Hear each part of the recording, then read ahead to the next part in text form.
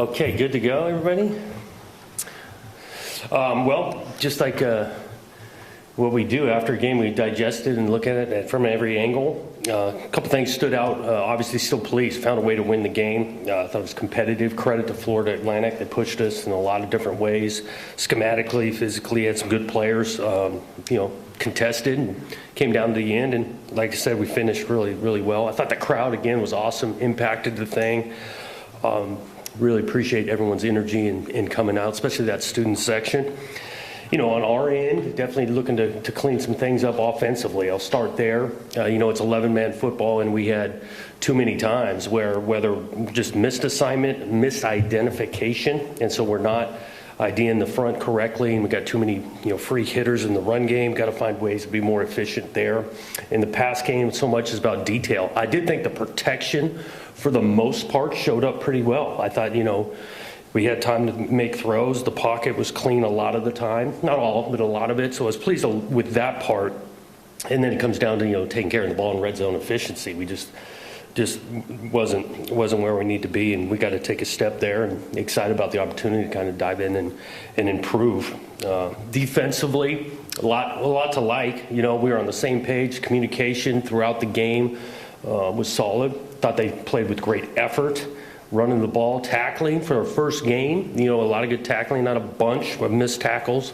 Guys playing with leverage. It just comes down to we have to be able to finish plays with greater awareness, just smarter the penalty side. And again, it's first games and guys are flying around, but we got to do it at a higher level. I think we gave them 6 free first downs, 9 penalties on defense, it's going to get us beat. Special teams wise, that pin punt changed the game.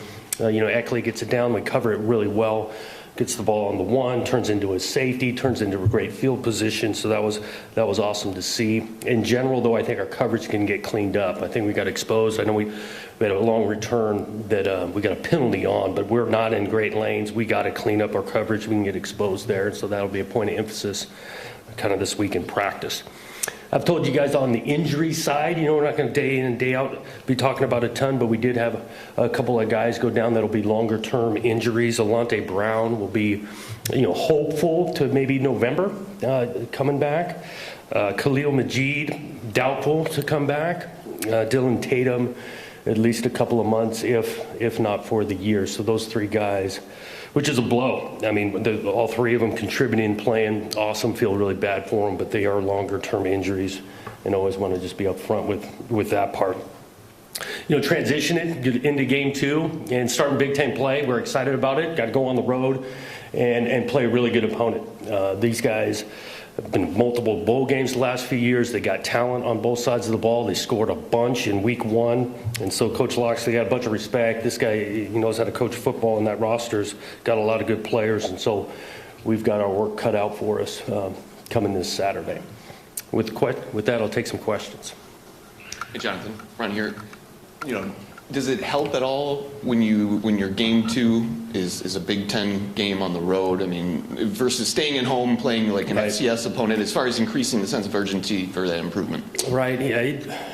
That's the challenge. I think it's.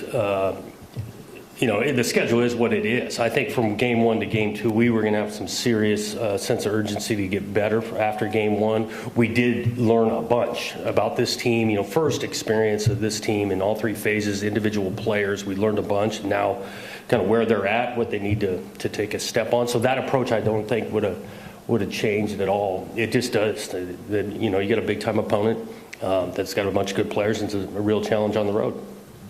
Staying with that, open up Big Ten play on the road.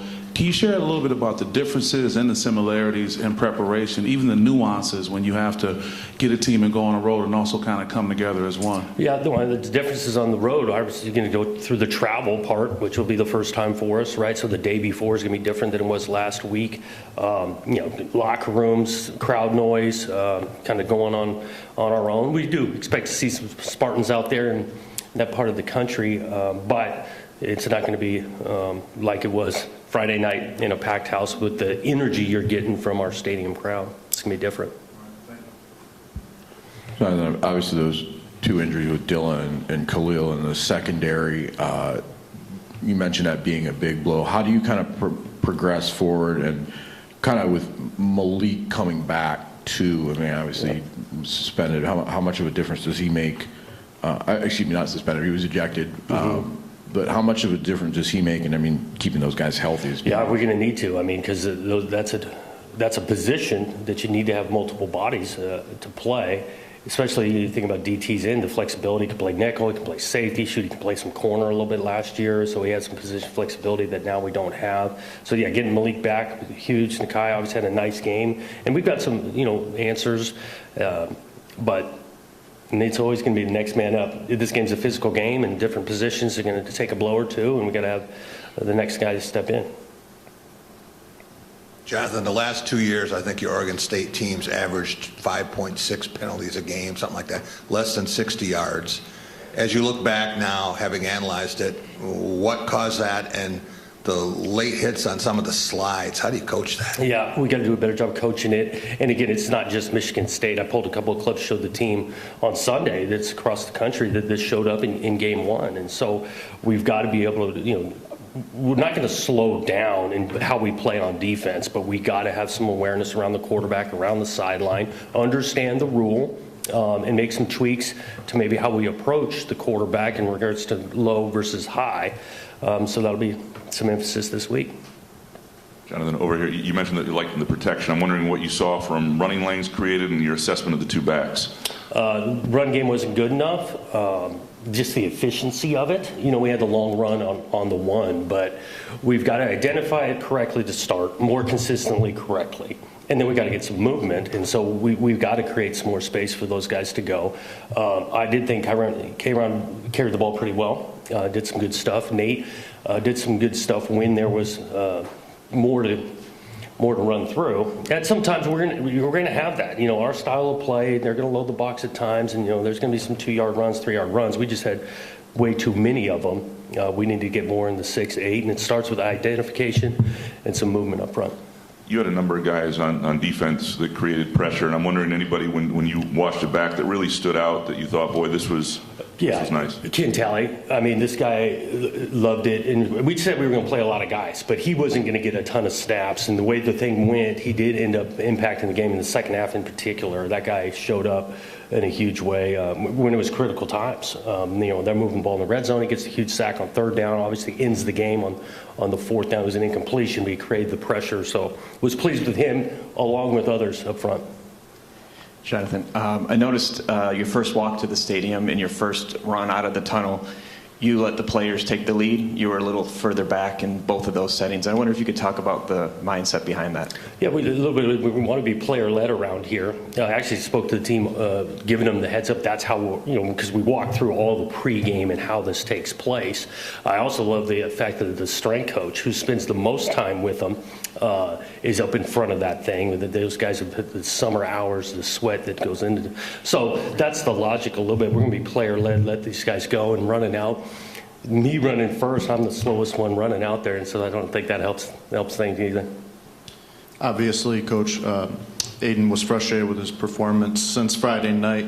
What have you seen from him in terms of his attitude, his mood? Has he flushed it? Has he moved on? I think he's a competitive kid, and it was frustrating for him.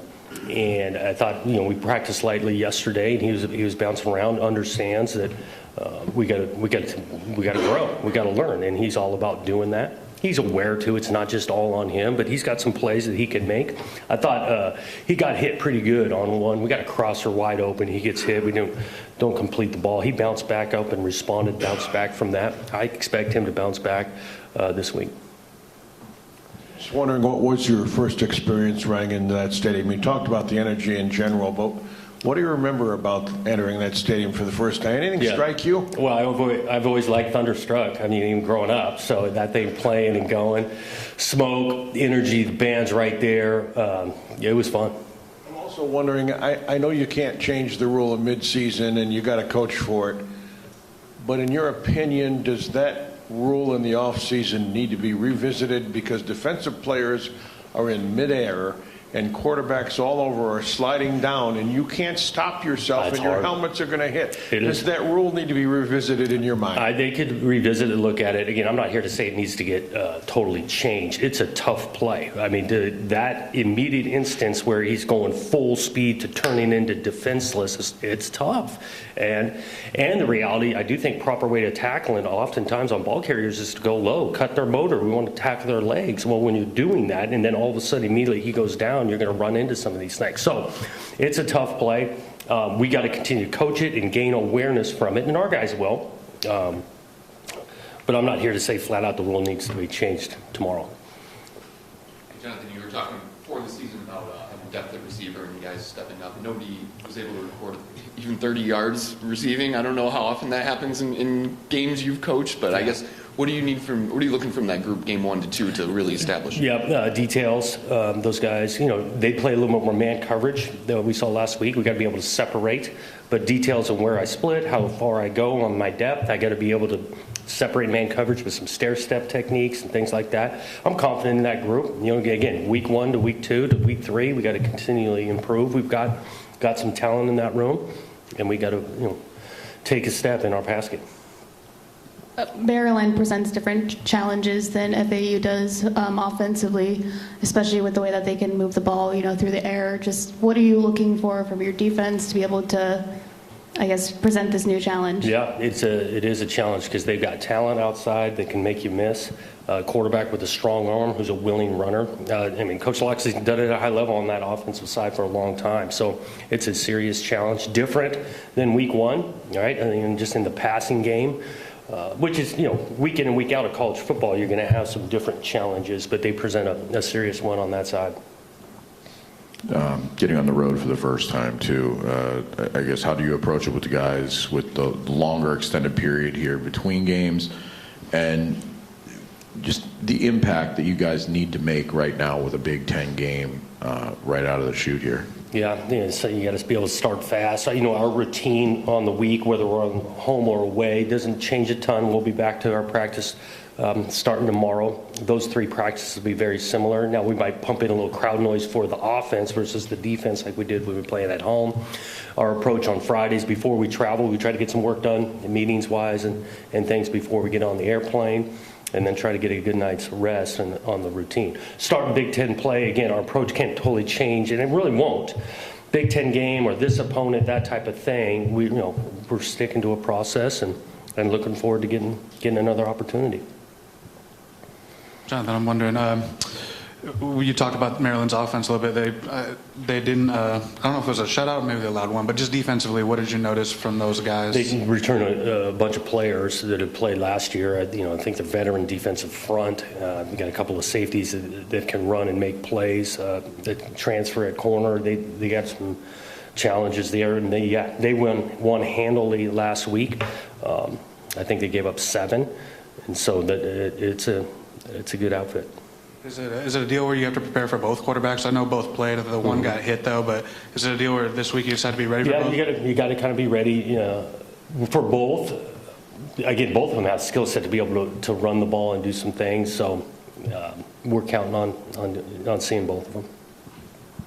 I was wondering, like, your weekly prep. I know you got 3 Friday games this year, but typically your off day, you come back on Saturday game, and you'll practice Sunday, and then Monday off. I was just wondering just what your thought process is behind that. Is it something you picked up from another? Yeah, I've kind of always liked to, really emphasis on we got to correct and improve, and so just taking the day on Sunday after the game to make an emphasis on getting things fixed right away. I'm a believer in the off day for the player on Monday. Businesses are open, school, they can see a teacher, get a haircut, that kind of thing. Like the full day allowed for the coaches on the game planning side, and so we've been doing that for a while. Just following up a little bit more, I guess, on details of the injuries. Upper body, lower body. Can you tell us what they sustained? Yep. So Dylan and Khalid are lower body, and Alante is upper body. Anything else, Coach? All right. Thank you. Thanks.